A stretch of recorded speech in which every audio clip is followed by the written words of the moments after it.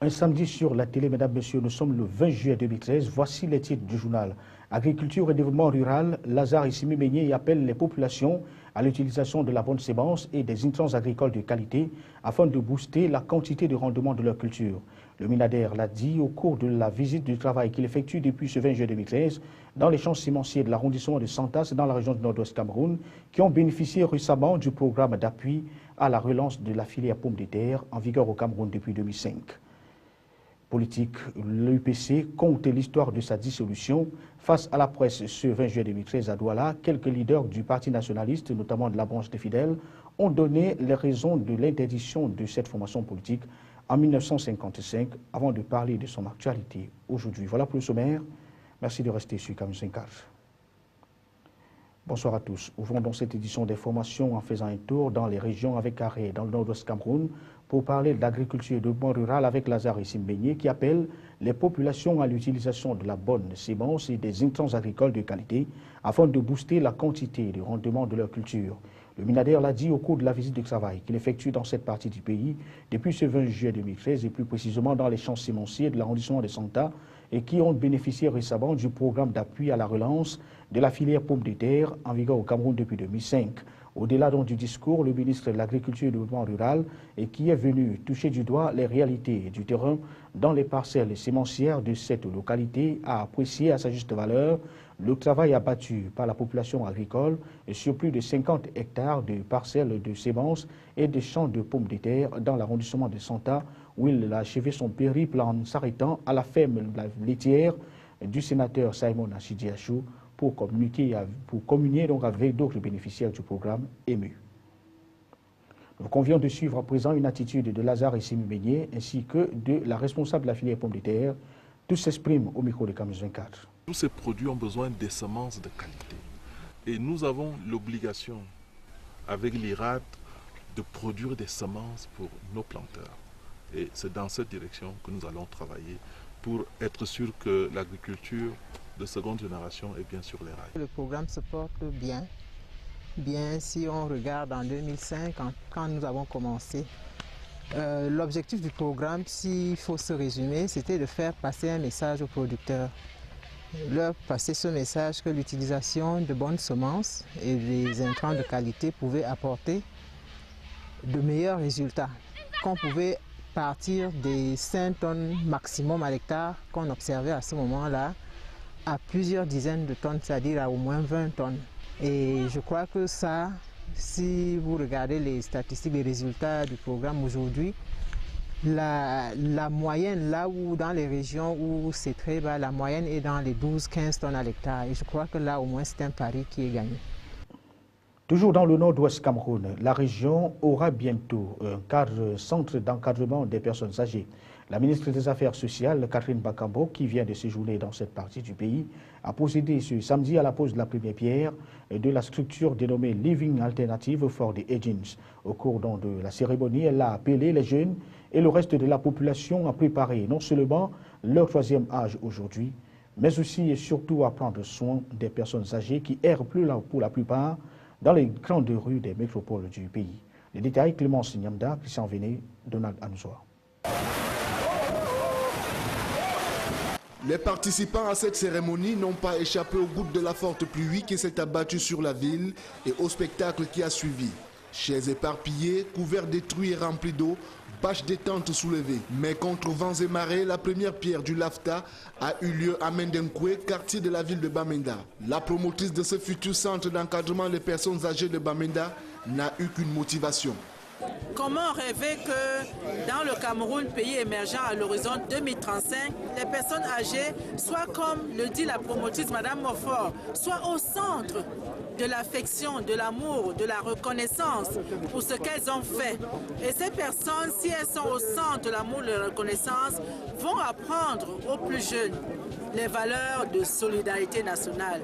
L'initiative, appréciée à sa juste valeur par la ministre des Affaires sociales, a été l'occasion d'inviter les uns et les autres à préparer leur 3e âge dès aujourd'hui.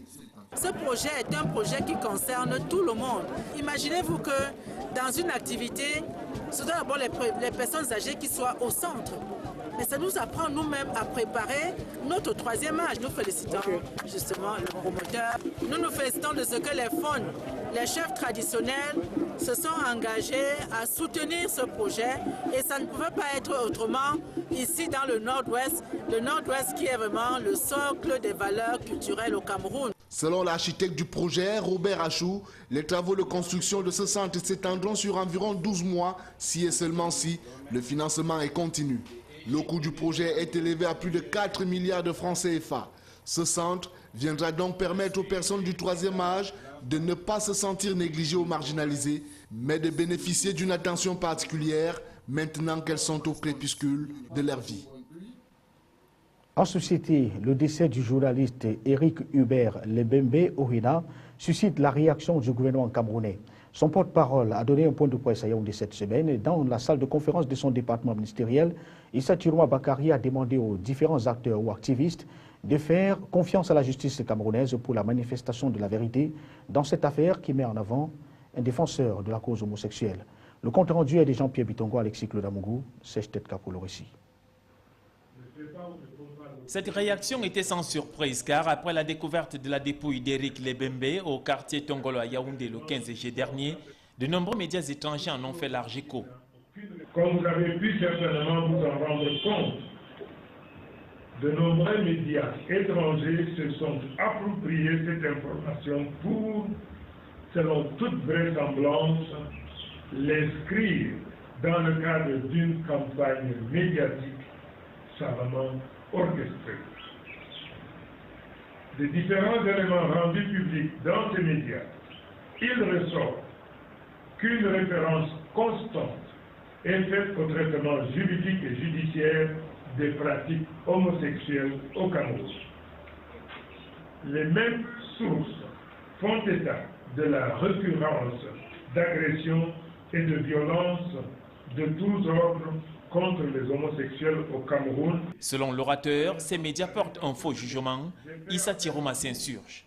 Il s'agit donc ni plus ni moins d'une tentative insidieuse de la part de ces médias pour faire porter la responsabilité de ces états de choses au gouvernement et même à la justice de notre pays en alléguant que l'on vérifie des exactions dirigées contre les homosexuels. Concernant ce crime, le ministre de la Communication rassure que des enquêtes sont menées afin d'établir les culpabilités et que le gouvernement camerounais saura prendre ses responsabilités partout où cela s'imposera. Il lance donc cet appel. Il n'y a aucun complot d'État, ni même aucun complot social au Cameroun qui serait dirigé contre les homosexuels. Il faudrait que ce soit dit haut et fort et de manière claire. Tout en présentant ses sincères condoléances à ses proches, la France souhaite que toute la lumière soit faite sur les circonstances de ce crime et que ses auteurs soient traduits en justice. Affaire à suivre. En politique, l'UPC, dite des fidèles, était face aux médias ce samedi 20 juillet 2013 à Douala. Outre l'hymne national entonné pour planter le décor, il était question pour les conférenciers de ressusciter l'histoire de la dissolution en 1955 de l'Union des populations du Cameroun et de présenter l'actualité de cette formation politique. Aussi, l'on a appris que tout est parti du passage de Ruben Oumniobé le 13 juillet 1955 à la tribune des Nations Unies. Ce nationaliste voulait l'indépendance du pays, que la France voulait alors que la France voulait garder le monopole sur la colonie. C'est donc ce qui a valu à l'Union des populations du Cameroun d'être suspendue de toute activité à compter de cette date-là. La projection d'un film sur cette situation est d'ailleurs venue rafraîchir la mémoire de l'assistance.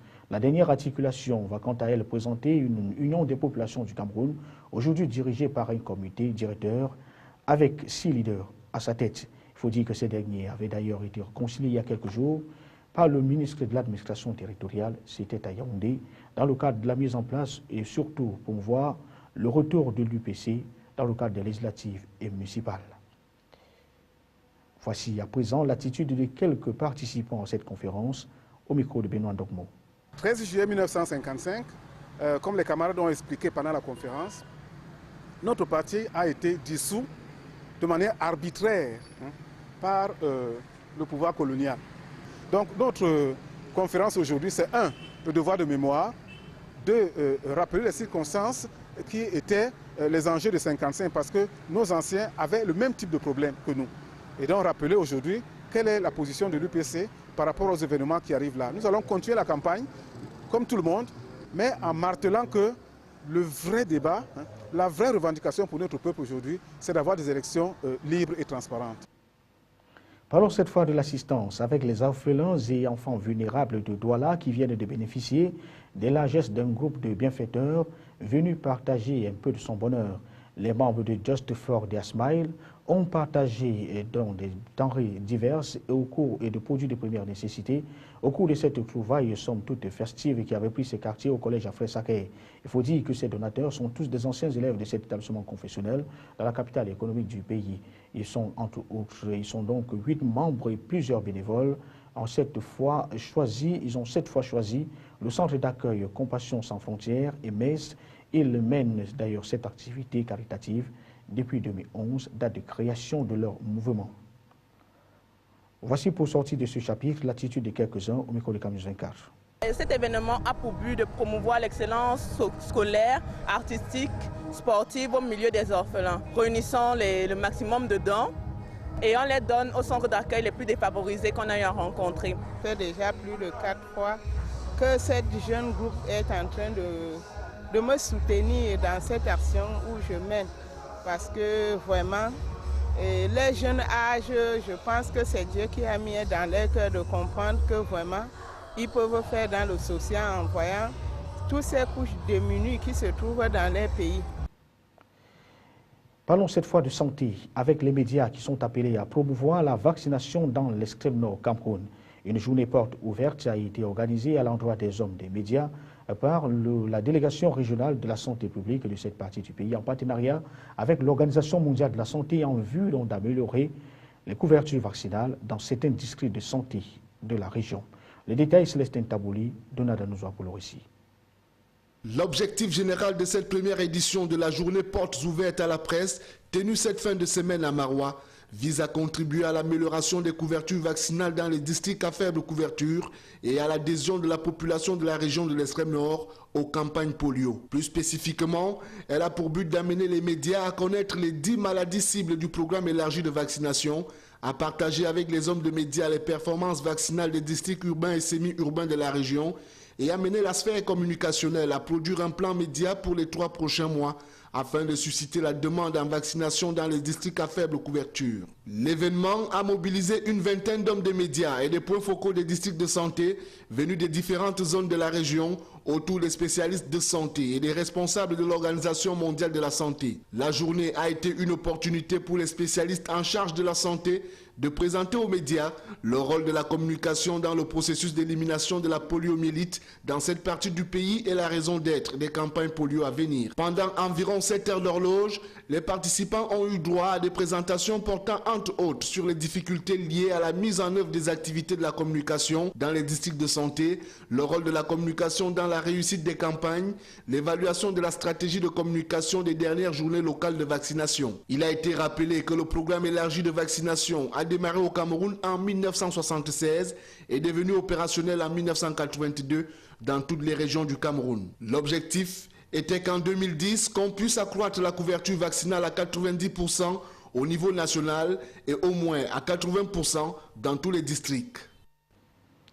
Budget d'investissement public 2013 et le processus de passation des marchés publics et d'exécution des projets qui est grippé dans la région du Sud. Le constat a été fait au sortir du comité régional de suivi participatif qui vient donc de se tenir à Ibolova. À cet égard, l'honorable Jean-Jacques Zam, et qui présidait les travaux, en a donc interpellé tous les acteurs du processus à tout mettre en œuvre pour accélérer l'exécution des projets avant la fin de l'exercice. Un reportage de Gonzaga à Kanjbanda. Sur l'enveloppe de 900 milliards 124 726 000 francs CFA affectés à la région du Sud, 80 millions sont consommés à ce jour, et ce pour les marchés de moins de 5 millions dévolus aux fournitures et aux missions. À 5 mois de la fin de l'année 2013, l'essentiel des marchés relatifs aux projets de développement est en cours de passation. La passation des marchés dans le Sud est venue normalement. Donc nous sommes aujourd'hui à près de 90% des marchés lancés. Nous sommes à peu près au niveau régional. Près de 50% de l'argent attribué. Et dans les départements, la procession est pratiquement terminée, malgré toutes les petites difficultés que nous avons. Ce faisant, le taux d'exécution des 294 projets accordés au Sud demeure à 6,27%. À l'évaluation, le meilleur des taux de réalisation, qui est de 15,2%, revient à l'océan. Le Djaïlobo reste bon dernier, avec 0% à son marquoir. D'où l'urgence d'envisager des stratégies plus percutantes pour accélérer le rythme de consommation. Nous allons mettre l'accent sur le respect des clauses contractuelles. Donc les entreprises qui seront chargées d'exécuter les travaux seront tenues au respect de la qualité d'exécution et au respect des délais d'exécution aussi.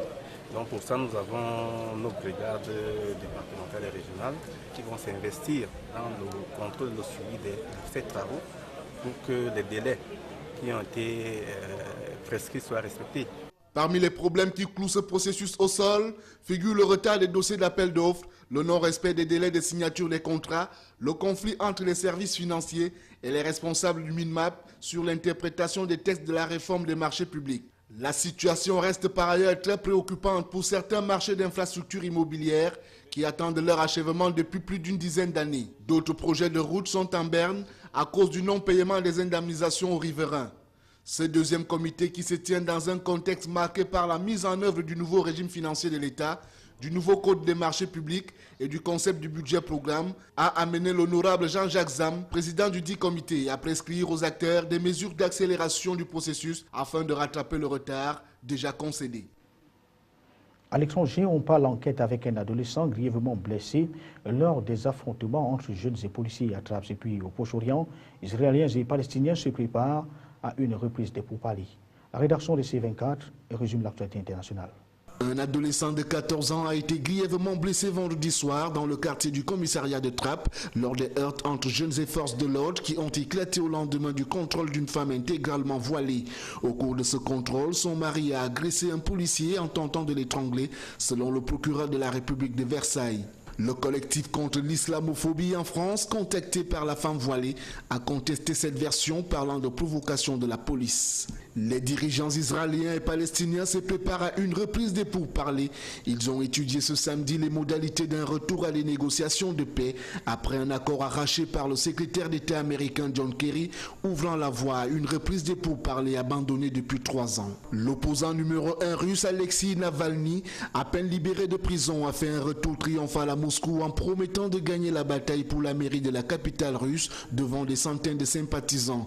Orateur efficace contre le président russe Vladimir Poutine, Navalny a été arrêté dans la salle même du tribunal, mais a bénéficié d'une libération surprise quelques heures plus tard en attendant l'examen de son appel. En France, les conditions de circulation étaient en nette amélioration vers 17h ce samedi sur les grands axes menant aux destinations de vacances, avec un cumul de 200 km de bouchons selon le Centre national d'information routière. Au plus fort des difficultés à la mi-journée, Bison Futé a comptabilisé plus de 400 km de ralentissement. C'est reparti, Paris-sur-Seine redevient Paris-Plage pendant un mois, tente et parasol sur les berges, synonyme d'enfer pour le chauffeur parisien ou de paradis pour le promeneur. C'est avant tout une extraordinaire idée doublée d'une belle prouesse technologique.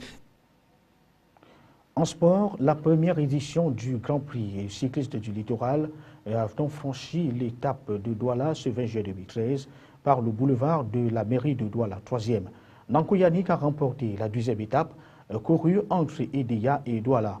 En rappel, le premier coup de pédale avait été donné le 19 juillet 2013 depuis la capitale de la ville Lumière, c'est dans le chef-lieu du département de la Sanaga maritime. Près d'une semaine donc, 80 coureurs vont apporter les 4 départements de la région. Les détails avec Jean-Jacques Ondoa, Josué Ngongan et Apollinaire Zobenbon. Des applaudissements! Applaudissez pour le champion! 1h55 minutes 30 secondes, c'est le temps mis par ce jeune coureur de Jeunesse Vélo Club de Douala pour parcourir la distance aidée à Douala longue de 65 km avec à la clé un maillot jaune sur les épaules et un trophée. Je suis vraiment très heureux de gagner la 2e étape. Et ce qui me motivait encore en plus, c'est que c'est dans ma ville, sur ma route des entraînements, je m'y connais bien sur le circuit et j'avais vraiment un moral très haut parce que ça venait d'abord dans ma ville et mes coéquipiers avaient malgré les chutes hier, je les ai prouvé qu'en tant que vice-capitaine, je devais leur donner la victoire de cette étape. Il s'est dit par ailleurs déterminé à conserver ce maillot jaune jusqu'à la fin de la compétition. Mais la tâche s'avère difficile face aux adversaires redoutables, à l'instar des Achou Abel du Nord-Ouest, deuxième de cette seconde étape, avec un chrono d'une heure 50 minutes 15 secondes, ou encore de Nana Clovis des Cyclones Vélo de Douala, troisième de la deuxième étape, sans oublier les autres coureurs qui n'ont pas encore dit leur dernier mot. Mais déjà, l'on pense à la troisième étape Douala-Yabassi, prévue ce dimanche 21 juillet. À retenir de cette édition d'information, édition du samedi 20 juin 2013, Agriculture et Développement Rural, Lazare et Simibénié appellent les populations à utiliser la bonne sémence et des intrants agricoles de qualité afin de booster la quantité de rendement de leur culture. Le ministère l'a dit au cours de la visite de travail qu'il effectue depuis ce 20 juin 2013 dans les champs sémenciers de l'arrondissement de Santa. C'est dans la région du nord-ouest Cameroun, lesquels champs ont bénéficié récemment du programme d'appui à la relance de la filière pomme de terre, en vigueur au Cameroun depuis 2005. Et puis en politique, l'Union des populations du Cameroun compte l'histoire de sa dissolution. Face à la presse ce 20 juillet 2013 à Douala, quelques leaders du Parti nationaliste appartenant à la branche dite des fidèles ont donné les raisons de son interdiction en 1955 et présenté l'actualité du parti politique aujourd'hui. Madame, Monsieur, l'information est en continu sur Camus 24. Bonsoir.